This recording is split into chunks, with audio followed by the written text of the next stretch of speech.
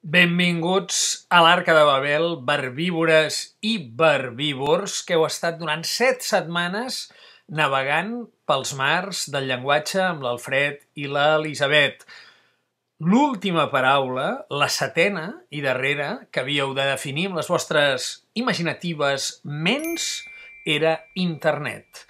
Hem rebut 128 definicions diferents i molt variades sobre aquest terme nou, internet. I aquestes són les més destacades. En sisena posició, el grup Sant Domènec, que defineix internet: porta de vidre que es pot creuar i que s'obre per les dues bandes.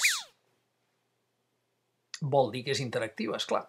En cinquena posició, els manyanetians, i concretament el grup Tenainam, és a dir, manyanet a l'inrevés, bifront, gairebé com un capicua. Internet, estadi més important del món, on els jugadors estan obligats a jugar de manera neta, sense faltes. Així m'agrada. Fair play.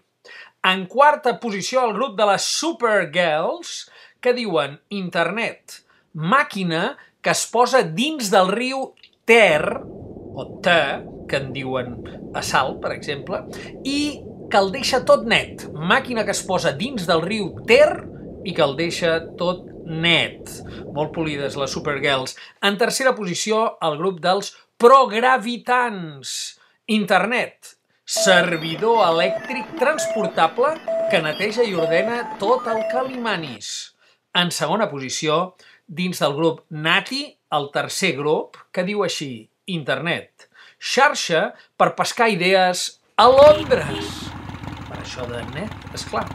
I en primera posició, i com a missatge més destacat d'aquesta setena i última setmana de la primera fase del concurs de l'Arca de Babel, el grup ADE Party Group, que diu internet, verb d'origen rus que vol dir trobar.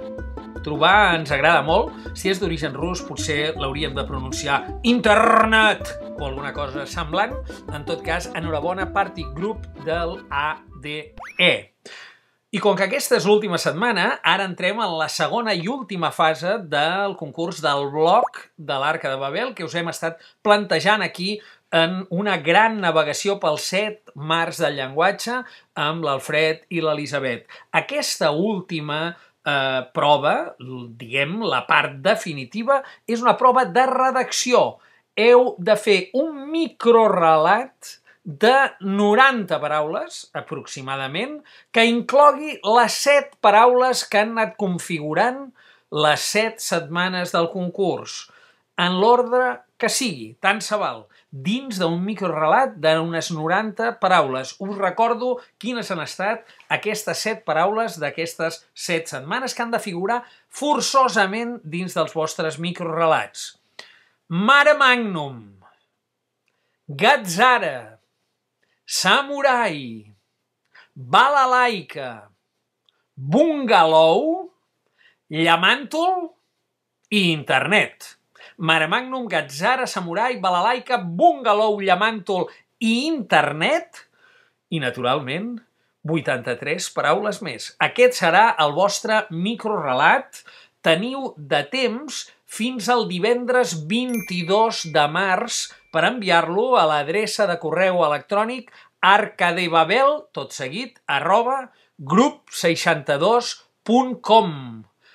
Fins al 22 de març. El jurat, compost, com podeu veure dins d'aquest bloc, per les editores de l'Odissea i també per l'autor de l'Arca de Babel, és a dir, jo mateix, que m'ho miraré molt i molt bé, ens llegirem tots els vostres microrelats i en triarem un que guanyarà i que serà comunicat al guanyador i a tothom a través d'aquest mateix bloc el proper dia 12 d'abril, encara abans de la Diada de Sant Jordi. Que tingueu molta inspiració i escriure, que són 90 paraules de no res.